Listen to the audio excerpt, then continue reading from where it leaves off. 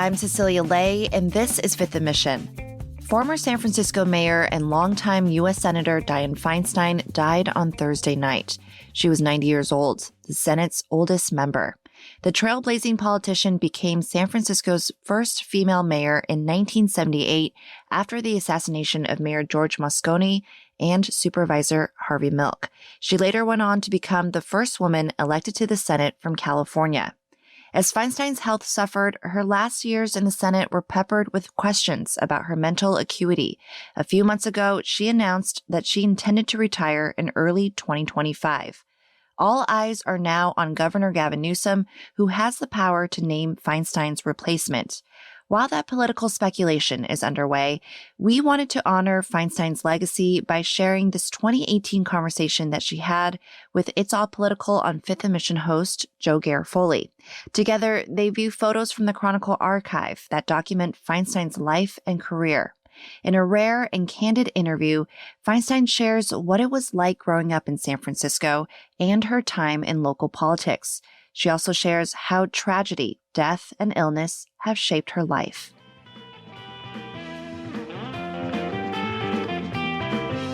Senator Feinstein, welcome to It's All Political. Thank you. That's the name of our podcast here. Yeah, and this is It's All Political first, as you commented earlier. This is the first It's All Political where I am wearing a tie. Well, I'm impressed, Joe. Actually, I like the tie. It looks like it's got little... Oh, I thought that was a rooster, but it isn't. No, it's a design. It's a design. Yeah, I bought this in Yes. Spain, actually. And the blues match your jacket. Thank you. All right. All good. All right. We're all set. So I've lived in California 26 years, which is about when you were first elected to the Senate. So there are probably many Californians like me who only know you from your time in Washington. So we wanted to spend a few minutes here looking back at your early life and career and what shaped you as a native San Franciscan into the person and political leader you are today. So we are here in the basement of the Chronicle Right. archive. It's kind of wild down It's here. kind of a nice place, Yeah. actually. And there are literally hundreds of Dianne Feinstein photos in here, and certainly many stories. We even have baby photos of you, which we'll show you in a kidding. second. Yes. Huh. I know how those came up here. So we picked out a few for you to look at and comment on, Okay. and tell us a little bit how they shaped your earliest days. Now here's a photo of you, very early photo, right about the time when you were first elected to the San Francisco Board of Supervisors, 1969. Wow. But what's interesting in the stories from that time is that your looks and clothing are often referred to. This is one of our first stories in the Chronicle, was headlined "A Pretty Expert on Crime," when about your work in the state criminal justice board. And it said, quote, "San Francisco's Dianne, in parentheses, Mrs. Burt Feinstein, is a raven-haired, blue-eyed beauty who looks more like an actress, in parentheses, which she has been, than an expert on California criminal justice, which she is, in parentheses," end quote. Now, of course, that would be hack and reek of sexism if we said this today, but when you saw that back in the day, what was the context for that? Did you think that was demeaning in any way? Or? Well, I probably didn't even notice it in those days. I don't remember when this photo was taken. There's no... Leah Garchik. Like 1970. 1970. Yeah. Well, I ran for the Board of Supervisors in 1969. Yes. So, and I became its president. So this would have been, if it was 1970, I was president of the Board of Supervisors. Yeah. But those comments about your looks and clothing and what did that say about the time? I think it said at the time that women were in transition. I remember when Sandra Day O'Connor said, she tried to get a job in the mid-1950s and couldn't.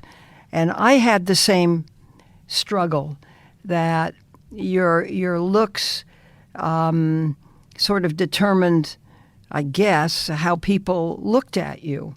And if you were attractive, they looked at you one way. And if you had other characteristics, I guess they looked at you another way. But all that's changed for a woman today. Mm-hmm. I remember when you either got married or you were an old maid, That's no longer heard. You don't say that. Women have the option. They can marry or not marry. They can become professional women. When this photo was taken, there were very few women who were professional women. And it was also yesterday in Silicon Valley. You told a story about when you were appointed to the the San Francisco Police Commission, and they held a dinner at a private club. No, it was Joe Aliotto's crime commission. Crime It was commission. not the police I'm commission. sorry. Go ahead. Yes. And tell the story when you were invited to a meeting at a private club at that time. Yes. That didn't allow women. Yes. And what happened? Well, I said, they won't let me go in there. And the reaction was, oh, don't let that bother you. The meeting's not that important anyway. Oh, my God. Yes. So what happened? Did you Yes, I find out didn't what go. happened? No. Oh, my God. But I made a mental note of it. And obviously that mental note has stayed with me throughout the decades. That would not happen today. I've had one other experience like that, where I was more secure, and some of us were having lunch at a club, and they said, this is for men only. And you said, well, you can call the police then. They sat us and You said call the police and have me tossed out. and gave us lunch. And it began a change in that particular club. In San Francisco? Yes. Do you mind saying what club that was? Yeah, what's the club? Can we go off for a minute? It's on Van Ness. It's actually a Jewish. The Concordia Club. It was the Concordia Club. Wow. So it was actually a Jewish club. Wow. And it was a male-only day. And I was with another supervisor. It was Dorothy von Berldingen that I was with. Isn't that interesting how it comes back to you? Yeah.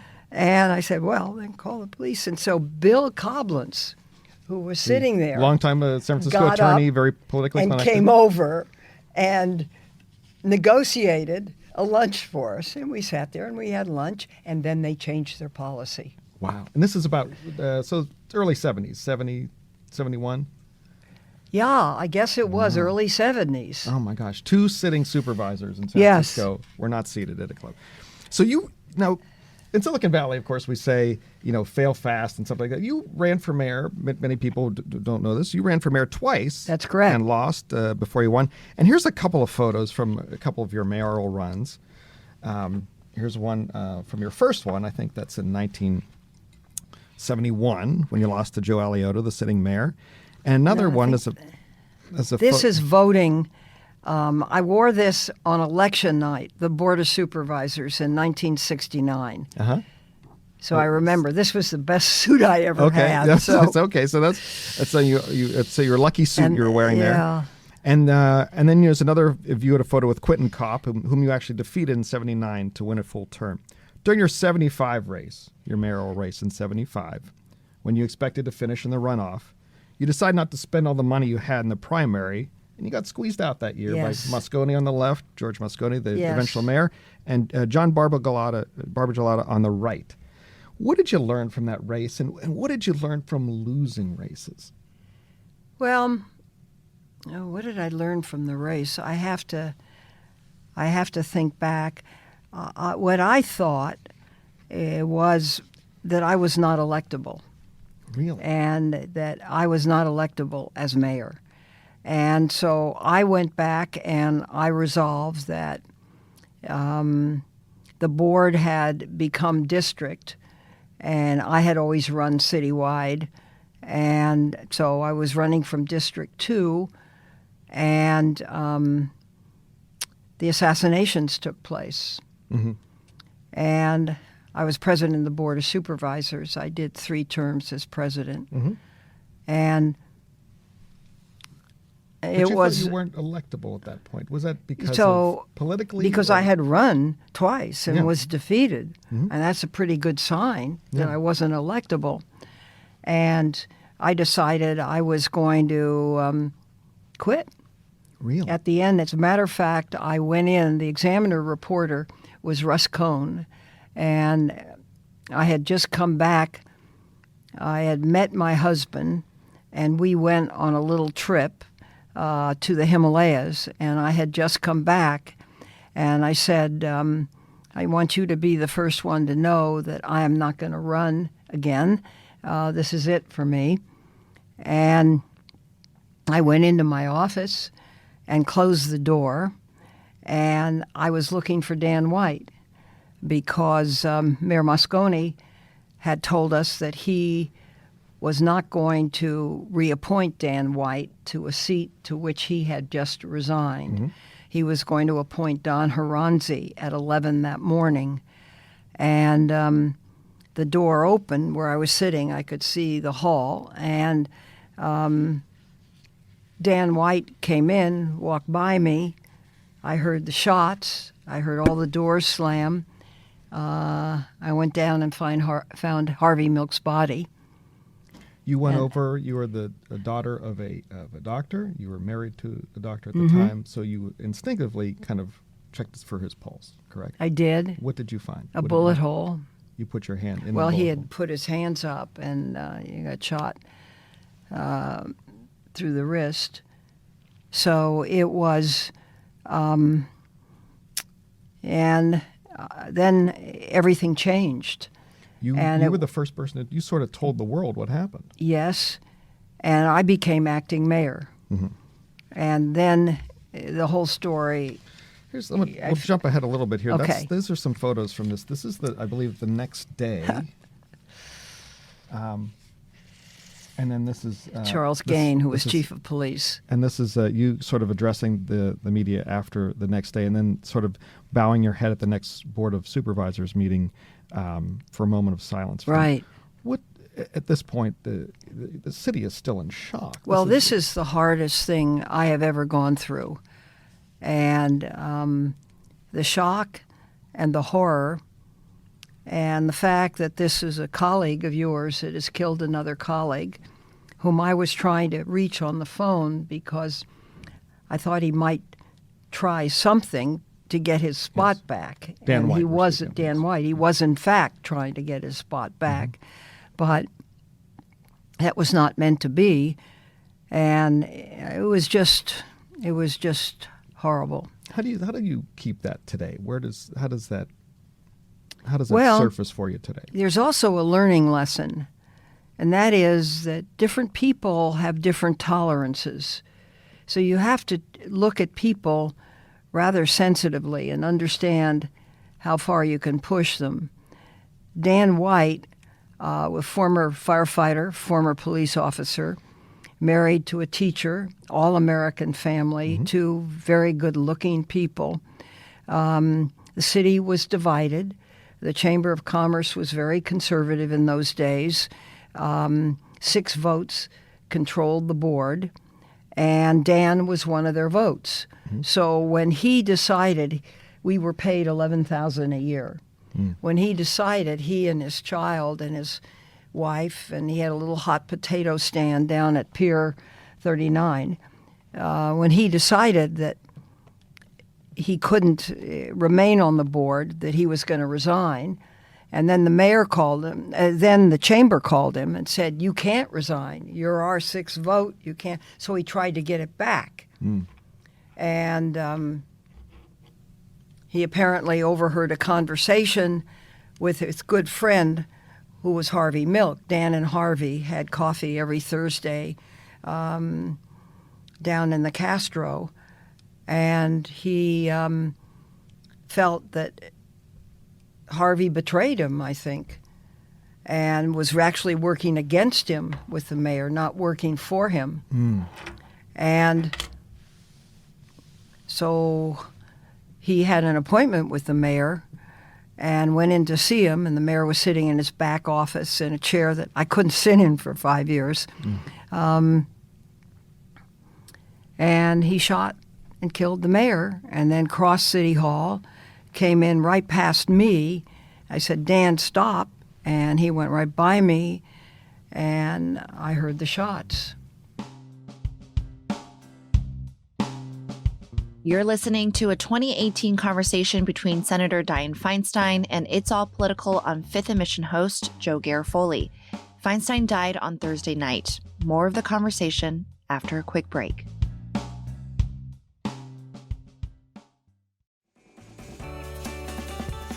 this is, you have an incredible amount of personal or professional trauma here, but also in your personal life, you've had a lot of personal trauma. And I wanted to show you, this is a picture of you as a little girl. I don't know how we found this as your baby pictures. We've got everything in the Chronicle archive here. That's me. That's you. I can't deny it. Yeah. There's also a picture of you that I couldn't pull up of you at the Grand National Rodeo. Oh, yes. Rodeo champion, yes. I was 16 then. Yes. And now, there's a lot of politicians, Al Gore talking about his son's accident, Bill Clinton talking about the abuse, his abusive father.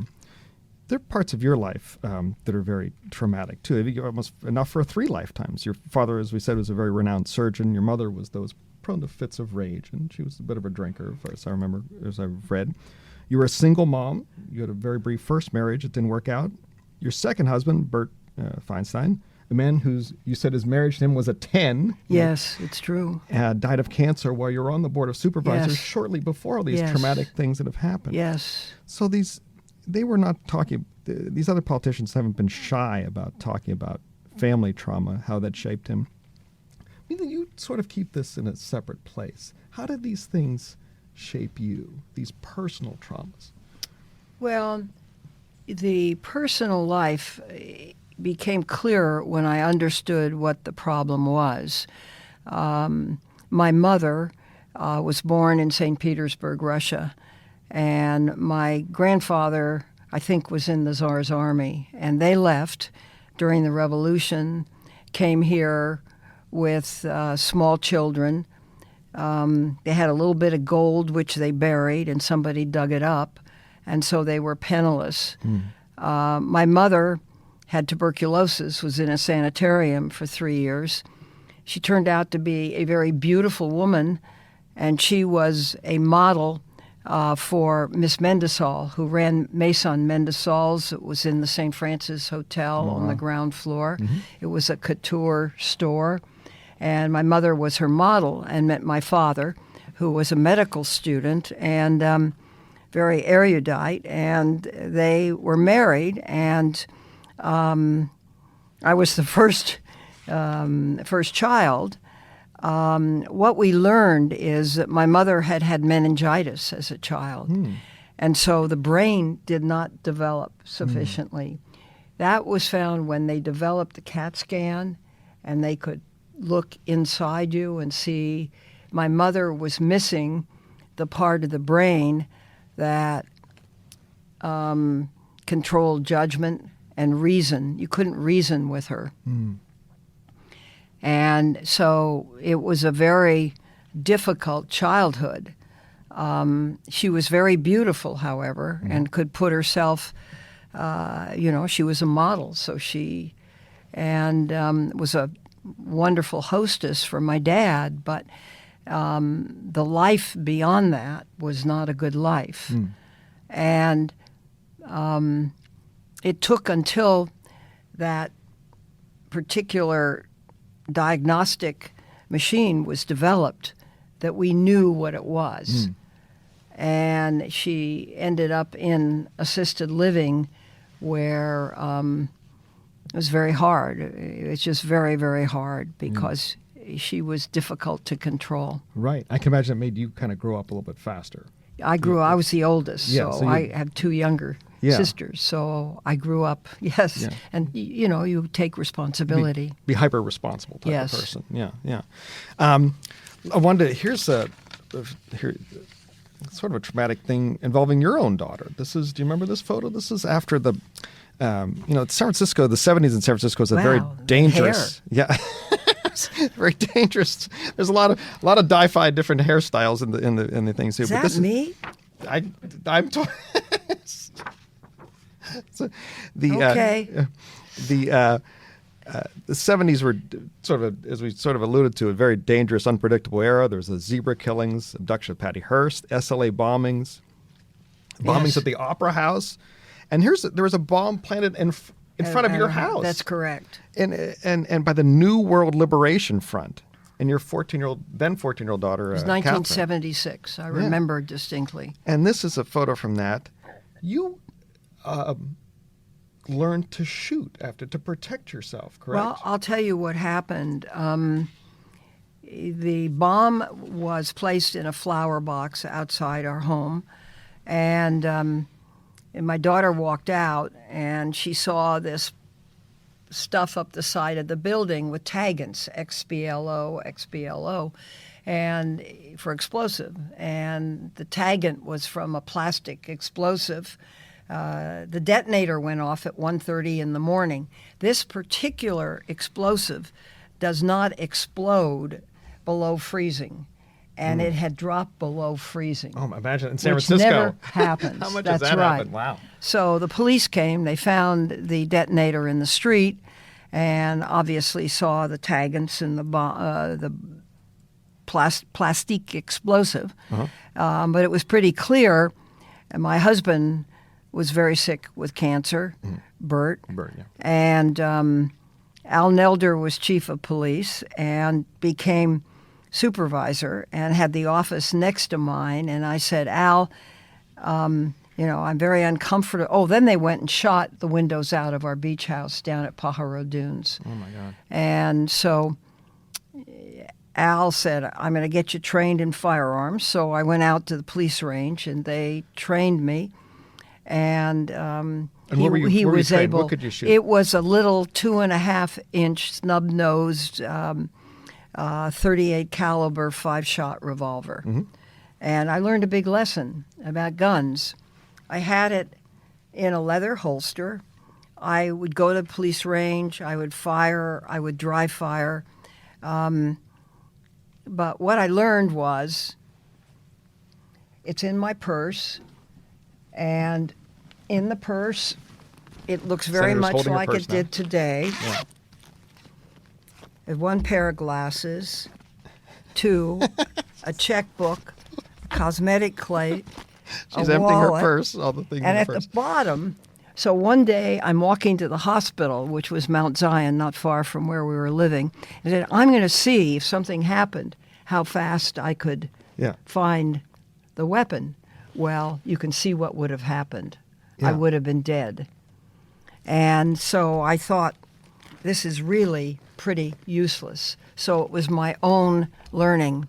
So what we did was this weapon, and when I was mayor, the chief I appointed, Con Murphy, took my weapon and other weapons and had them melted down, and we made a cross. And when I went to Rome, I gave it to the Holy Father. And that was the end of the gun. Wow. And have you not fired a weapon since? No. How does that inform? You're obviously on the forefront of the gun control movement in this country. How does that inform, that experience, inform where you're at now on this? Well, what it makes me realize is how difficult it really is to count on a weapon secreted to be effective in a bad situation. And it reminds me of the president wanting teachers to carry guns. Yeah. So you have a holster, or a female teacher has a weapon secreted in her purse in a holster, and someone walks into the classroom with a drawn AR-15. You don't have a chance. Right. Right. You don't have the chance. I guess the vernacular word is they have the drop on you. Yes. And it just doesn't, you can't respond. So that doesn't make very good sense to me. And I don't think teachers should be carrying weapons anyway. Okay. Let's another photo that many new Californians might know about is that you ran for governor in 1990. And here's your primary opponent, John Vandekamp.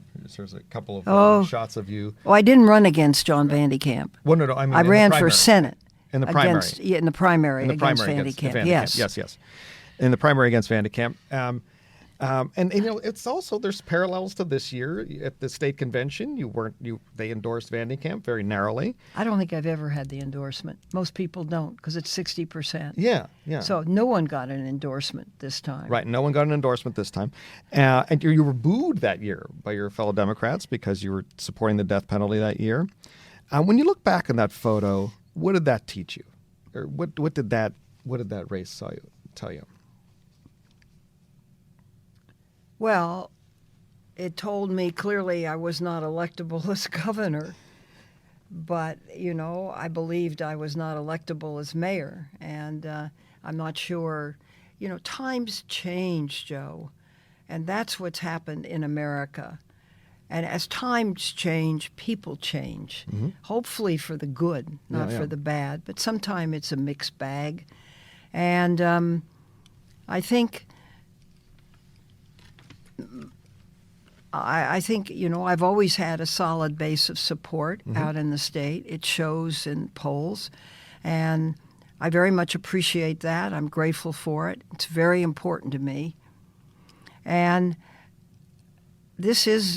I've learned through all of this, through death, through illness, that it's what I'm meant to do. So it sounds like I'm on some kind of messianic mission. That's not the case. But you do figure out what you're meant to do. Yeah. You know what you're meant to do, and I know what I'm meant to do. Mine depends on election. And so I've tried to serve people. It's, of course, another seminal moment for you. You're a groundbreaker in many ways, but here's a picture of you and Walter Mondale. Oh, yes. The former vice president. Right. We always talk about the 1992 being the year of the woman. But you kind of set the groundwork for that in '84 when you were one of the finalists to be nominated as vice president with Mondale. Choice came down between you and Geraldine Ferraro. They say the brunette or the blonde. That's how it was called. And Mondale wanted to make sure, he certainly had, he was considering a woman. Now, what did that, obviously it's a huge honor to be a finalist, but when you didn't get it, what did that change you, or what did that? No, it didn't change me. It didn't? No, not at all. We went to his home, and I remember there were a lot of mosquitoes all around me. And it is Minnesota. I was doing a press conference, and one was on my nose, and I kept trying to move this mosquito off. Now, wait, I heard a story. I read a story somewhere where there were mosquitoes attacking your legs. Yes. During the press conference. Yes. You did not flinch too much, and then afterwards your legs were like bloody.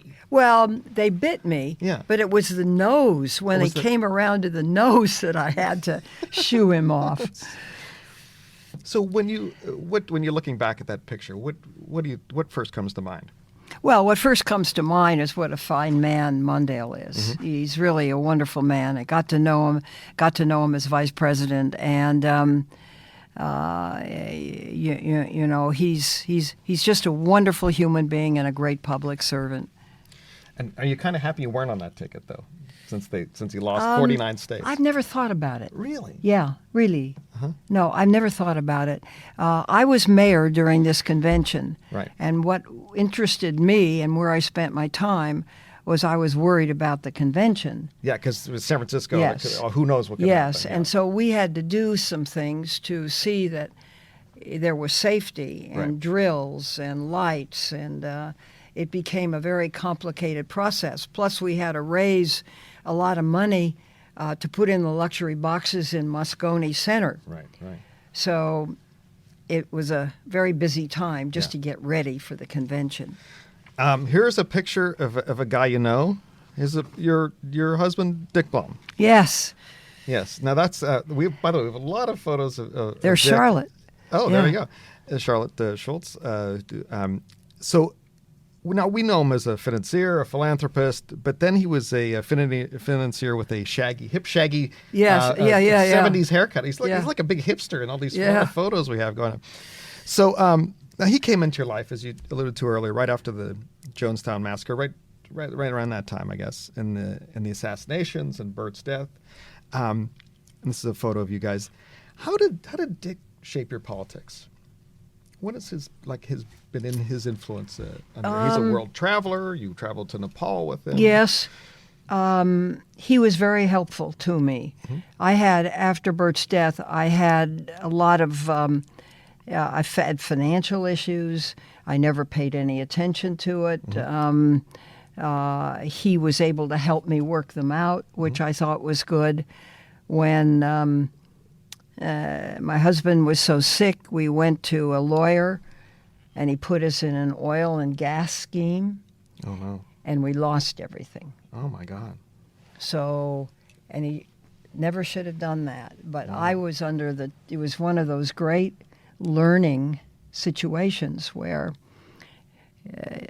you're traumatized, you know the person you love is dying. Yeah. And you don't pay much attention to your financial affairs, and all of a sudden, you got a big problem. So Dick was very helpful in working, because he knew they shouldn't have put me in that kind of an investment in the situation I was in. So anyway, he worked it out. So he worked. And then, but how did he shape your politics? He's been in on a lot of political decisions with you and such. Is there any way that he has, does he help you think in different ways? Like what you put together Jerry Brown, the governor, and Ann Gust, and those two were sort of a political team. Is there a similar parallel with you guys, or not that intense? There is. My husband is very much into poverty, world poverty, and helping. And he's written a book called Accident of Geography that, where you're born sort of determines what your opportunities are and what's happening on the world with respect to this. And so he has started something he's now in 10 UC campuses called the Blum Center, where they take young people that are interested. It's a minor. They take young people that are interested in working in poverty-struck countries and train them and send them over. And these young people, they've invented phones, they've invented all kinds of interesting things to help in poor countries.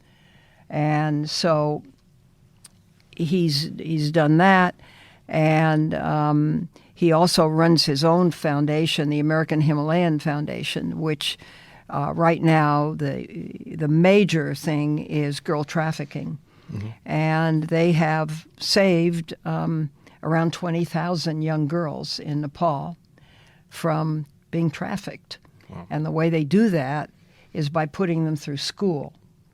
And they average in the 96th percentile in Nepal. And he sort of opened your eyes to that issue of human trafficking. His program, that's right. Okay. A couple more I want to get you here on. Speaking of traveling overseas, after you became mayor, after you were elected mayor, you traveled all over the world. I think it was something like, what was I read? You traveled 163,000 miles on foreign trips to promote the city. You paid for it with your campaign funds, your personal funds, not the city's. And you helped to bring a lot of investment here. Here's you on the Great Wall of China. Oh, my. And then here's you. I'm not quite sure what this is because sometimes our records are not great here. But do you recognize this? This is you wearing sort of a crown and a it looks to be sort of a regal emperor's suit. I can tell you one thing. This is the mayor's office because I recognize the painting behind me. And this is, this is the Consul General, Hu Dingyi, Consul General of China here, who became a good friend of ours. And then he went up in the government and became a very prominent government official. And this is a replica of the emperor's robe. So you were wearing the emperor's robe here. I guess I must say you were there's many pictures of you. We'll get that in a minute. But Hu Dingyi was here. It was the 10th anniversary of the People's Republic of China and a big celebration. And he went up in the government. He's passed away. I forget what he was, but he was a good friend of ours. Well, why was it important for you to log all those miles? I mean, San Francisco had a terrible reputation at that point. Like it was a dangerous I'll place. tell you what we yeah. did. We started the first American relationship with China, with Shanghai. We had 50 ongoing projects. We had business school projects where they would send students over, and we had people who would pay for them here to work in American companies, to learn American management. Our director of public health, our director of public works went over to Shanghai, did a preliminary plan for a sewage treatment plant for the big river there, and they selected his plan to carry out. So we had 50 different projects. We had a friendship library going on both sides. One was up at USF, one was in Shanghai. And the man who became mayor of Shanghai subsequently became president of China, Jiang Zemin. And he and I were very good friends. And for many, I saw him every other year, which was terrific. And this is a relationship he became president of the you country. He was head of the military and head of the government for a substantial period of time.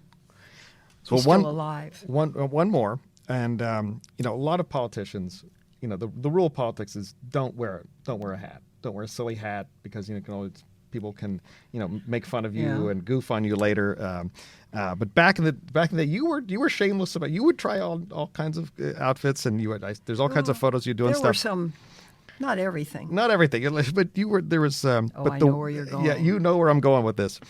You made a bet. Yeah, I made a bet. Why would you make this bet? This bet bet that. Wait. Let's say what the bet is that you bet that Pier 39 wouldn't be finished. Wouldn't be finished on time. I bet the developer, whose name was Warren Simmons, that he would never finish Pier 39 on time. It was important because I forget what was coming up, but the city really wanted it done. Yes. And so we made that bet. And he said, what was the bet? The bet was that if he did it, I would appear in a bikini. So I don't know how he did it, but he did it. And the time came. She's reaching for the photo. She wants the time came, and my husband had an old Sutro Baz bathing suit, and we sewed up. It's wool. Yes. So we sewed up the moth holes, and I wore it. Yes, that was with leotards on. Yes, so I was covered. It was very proper. When you realized that you were going to lose a bet where the mayor would have to wear a bikini. I was young then. Life was different. All right. Senator, thank you so much you're welcome. for being on It's All Political. Joe. It's really... I don't know whether to be embarrassed or quite what by all of this. But... Well, thanks for looking at these and playing along. Well, thank you. That was Senator Dianne Feinstein speaking with It's All Political on Fifth and Mission host Joe Garofoli in 2018. Feinstein died on Thursday at age 90. Ongoing coverage of the former San Francisco mayor's legacy, as well as reporting about who may become her replacement in the Senate, is online. Check out sfchronicle.com and the Chronicle app. Thanks for listening.